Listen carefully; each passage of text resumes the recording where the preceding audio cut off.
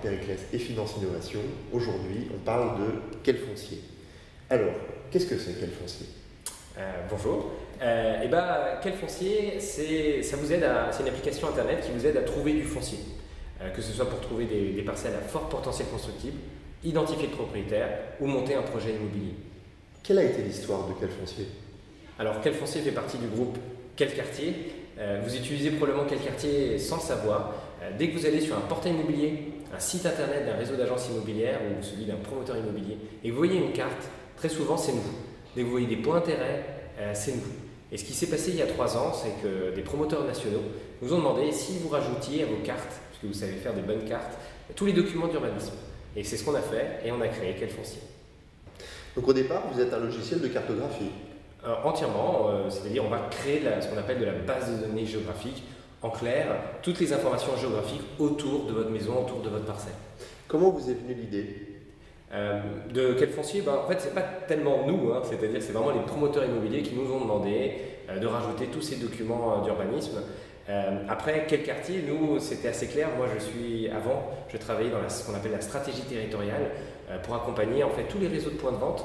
Dès qu'ils voulaient ouvrir un nouveau point de vente, fermer, le transférer, ils se posaient la même question que dans l'immobilier.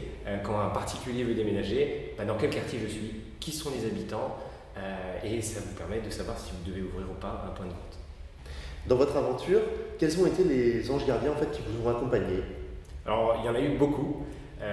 Au début de l'aventure de Quel Quartier, comme on va chercher de l'open data auprès de 500-600 administrations publiques et parapubliques, ça a été vraiment tous les services de l'État. Et il y a eu des personnes clés. Alors je ne vais pas toutes les citer parce qu'il y en aurait beaucoup. Et à l'aventure de Quel Foncier, c'est vraiment des promoteurs nationaux qui nous ont vraiment ouvert leurs portes, ouvert leurs développeurs fonciers. Et c'est comme ça qu'on a créé Quel Foncier. On l'a créé vraiment avec les développeurs fonciers et pour les développeurs fonciers. La preuve, c'est qu'on a fait 180 versions en 3 ans et demi de Quel Foncier. Donc ça a été à chaque fois un aller-retour pour savoir quelles étaient les fonctionnalités qui fonctionnaient et celles qui ne fonctionnaient pas, on les mettait à la poubelle. Au départ, c'est un gigantesque agrégateur de données publiques en fait, votre entreprise. Exactement. On nous qualifie souvent de Big Data, mais c'est exactement ça. C'est de la Big Data pour de la donnée géographique.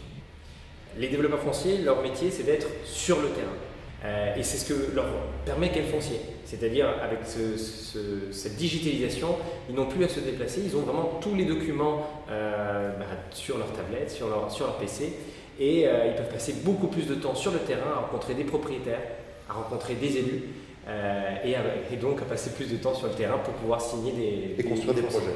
Exactement. Qu'est-ce qui vous a rendu indispensable au marché?